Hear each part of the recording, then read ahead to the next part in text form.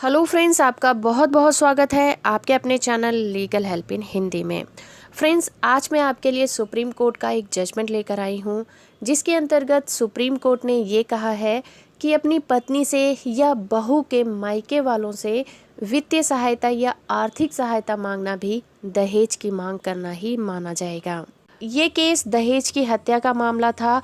Court उस case की सुनवाई कर रही थी और इस अपील के अंतर्गत अभियुक्त यानी कि जो पेटिशनर पति था, उसने कोर्ट में ये दलील दी कि उसे अपनी क्लिनिक को बढ़ाना था, इसलिए उसने पैसों की मांग की थी। उसने दहेज की मांग नहीं की थी।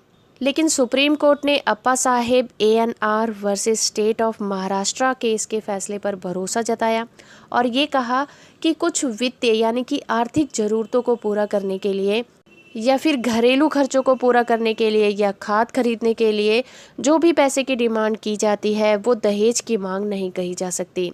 लेकिन ये जो केस था, इस मामले में आरोपी जतिंदर कुमार को उसकी मृत पत्नी का दहेज के लिए शोषण करने का आरोपी पाया गया था और साथ ही जतिंदर कुमार की मां और उसके दोनों भाइयों को भी ट्रायल कोर्ट ने दोषी पाया था।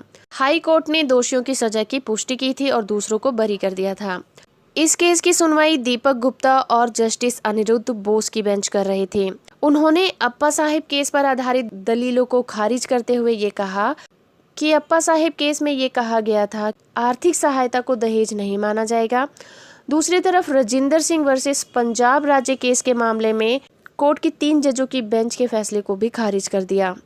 राजिंदर सिंह के मामले में 3 जजों की बेंच ने ये कहा था कि दहेज निषेध अधिनियम की धारा 2 के मुताबिक शादी से पहले या फिर शादी के बाद किसी भी टाइम किसी व्यक्ति द्वारा पैसे की या प्रॉपर्टी की कीमती वस्तु की मांग करना, अगर वो विवाहिता की मृत्यु से जुड़ा हुआ है तो वो शादी से रिलेटेड होगा, जब तक कि वो मामले दूसरी ओर इशारा ना कर रहे हों।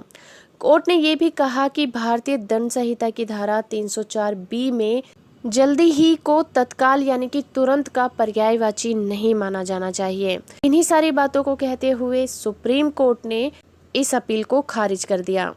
ये केस था Jatinder Kumar versus state of Haryana, जिसमें धारा 304B IPC के ऊपर सुनवाई हो रही थी और इसी केस में सुप्रीम कोर्ट ने ये कहा कि आर्थिक सहायता की मांग करना भी दहेज की मांग में शामिल माना जाता है।